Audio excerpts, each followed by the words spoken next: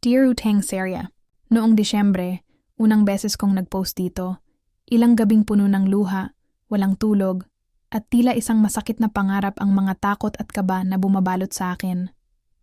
Parang ayaw ko na talagang umaga, kasi alam kong may mga mensahe na namang darating sa akin kinabukasan. Ngunit nang makasali ako sa grupong ito, napagtanto ko na hindi ko na kailangang hilingin sa Diyos na kunin na lang ako. May mga anak akong umaasa sa akin. Paano na lang sila kung mawawala ako?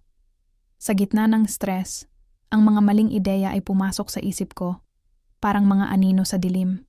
Sa sobrang kagustuhan kong makabayad, naranasan kong makipag-usap sa taong hiniraman ko ng 20K. Bawat linggo, may 4K na tubo na tila isang balon na walang katapusan. Nang hindi ko na kayang bayaran, ang sabi niya, isinusumpa daw ako at sana ay bumalik sa akin ang stress na ibinibigay ko sa kanya ng triple. Hindi niya alam na ang ibang itinubo ko sa kanya ay inutang ko pa. Isipin mo, 4K weekly, napakalaking halaga niyan.